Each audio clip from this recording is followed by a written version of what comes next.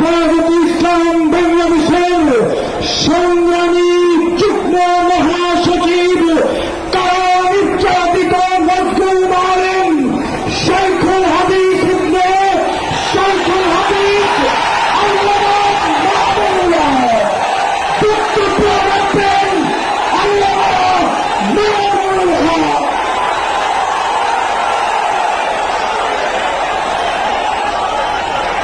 السلام عليكم ورحمة الله.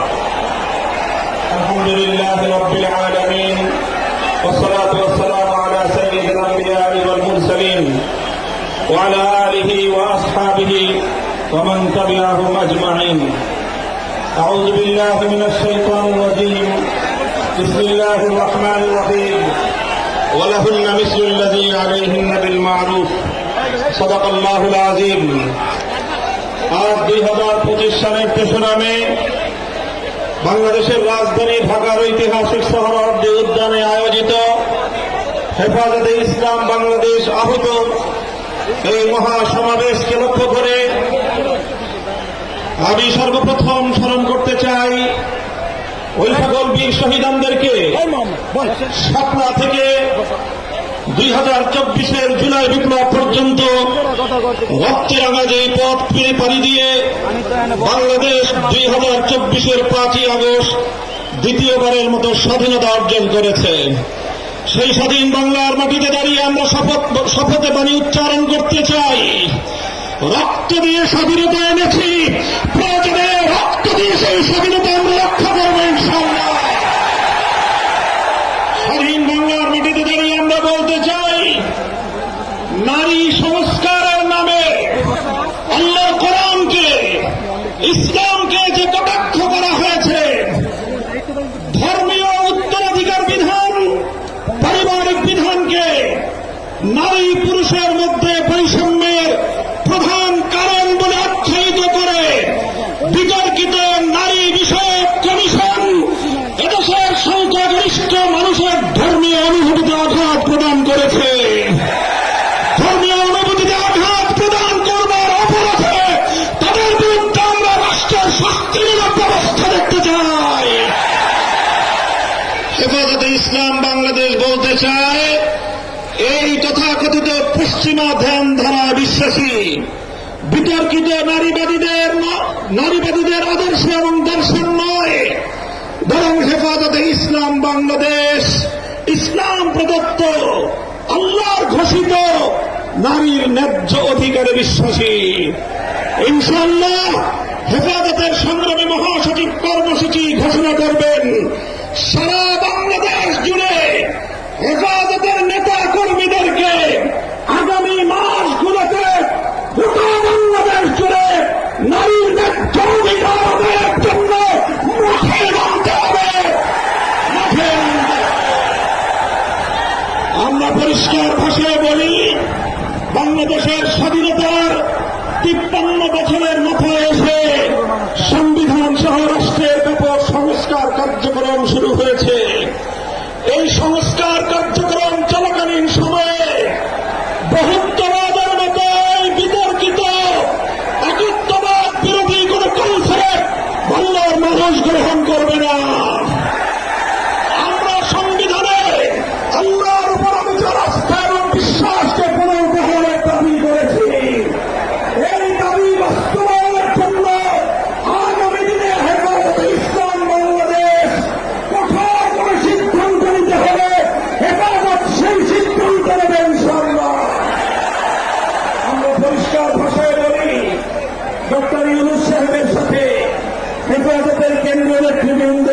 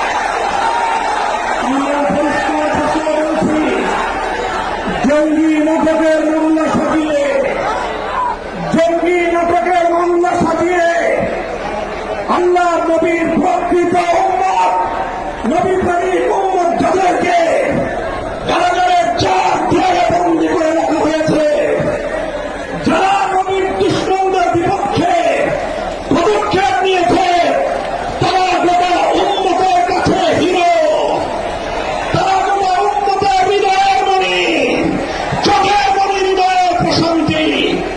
সেই সকল কারাবন্দী মজলুম নবী প্রেমিকদেরকে অবিলম্বে মুক্তি প্রদান করতে হবে। আমরা বলছি, আমরা ফিলিস্তিন ইস্যুতে গাজাবাসীর পক্ষে, জায়নবাদী ইসরায়েলের আক্রোশ এবং গণহত্যার বিরুদ্ধে গোটা বিশ্ববাসীর সঙ্গে আমরা সহমত।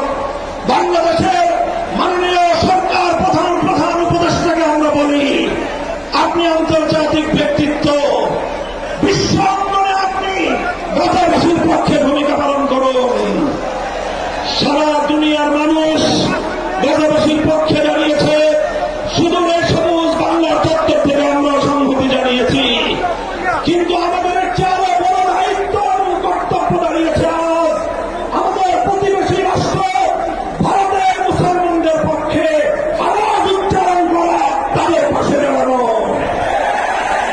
মুসলমানদের নিপীড়িত জনপদ, রক্তস্নাত ভূষণ ও কাশ্মীরকে আজ বিপ্লবের ভাষায় একটি নরকে পরিণত করেছে।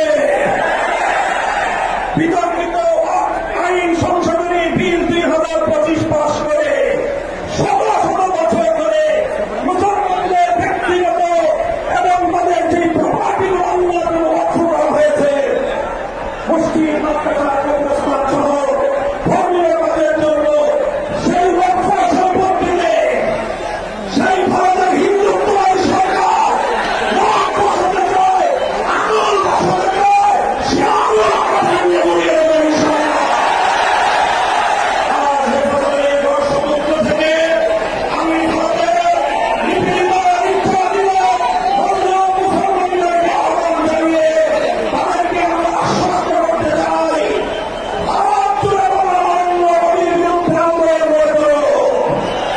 তোমরা সকল নিপীড়ন বন্ধ করার জন্য মাঠে নেমে আসো। সীমান্তের এপার থেকে অঙ্গ 18 কোটি মানুষ তোমাদের সঙ্গে সংহতি করবে ইনশাআল্লাহ। জাতীয় মূল্যবান প্রফেসর ডক্টর ইউনূস সাহেব এবং অন্তর্বর্তীকালীন সরকারকে আমরা একটা বার্তা করে দিতে চাই। মনে রাখবেন, 71 সালে এদেশের মুক্তিযোদ্ধারা বলেছিল, আমরা দিল্লির গোলামি দিল্লির ছিন্ন করেছি, দিল্লির গোলামি করবার জন্য নয়।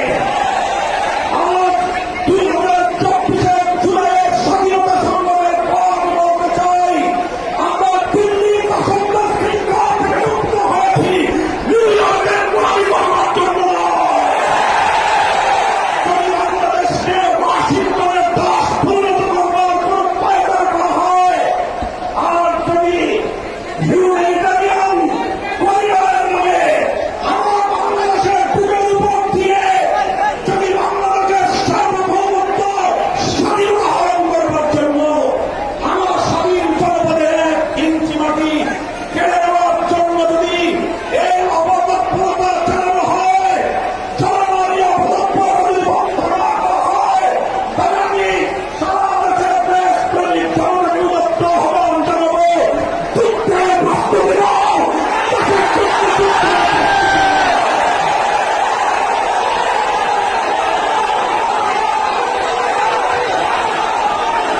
আমরা আমার দেশের প্রতি ইঞ্চি মাটি আমার জায়নবাদের মাটি। আমরা বলছি, আমার স্বাধীন বাংলা প্রতি ইঞ্চি মাটি আমার পবিত্র জায়নবাদের মাটি। দিল্লি বা ওয়াশিংটন, পিকিং বা মস্কো যারা এই মাটির দিকে চোখ তুলে তাকাবে, আমরা তাদের বিরুদ্ধে বারুদ হয়ে মাঠে নামবো ইনশাআল্লাহ। জাতীয় বন্ধুগণ, ফ্যাসিবাদী আওয়ামী লীগকে সন্ত্রাসী সংগঠন হিসেবে ঘোষণা করবার যে দাবি জানানো হয়েছে, মনে করবেন না এরা আমাদের দুর্বল দাবি। আমরা 2013 সালে ফ্যাসিবাদী আওয়ামী লীগের বুলেটের আঘাতে রক্তাক্ত হয়েছি। 2021 সালে আমাদেরকে আমাদেরকে হত্যা করেছে, বছরের পর বছর বিনা বিচারে আমাদেরকে কারারুদ্ধ করে রেখেছে। সেই সন্ত্রাসী সংগঠন আওয়ামী লীগকে আবার বাংলাদেশের রাজনীতিতে যদি পুনর্বাসন করবার কোন দুঃস্বপ্ন কেউ দেখে,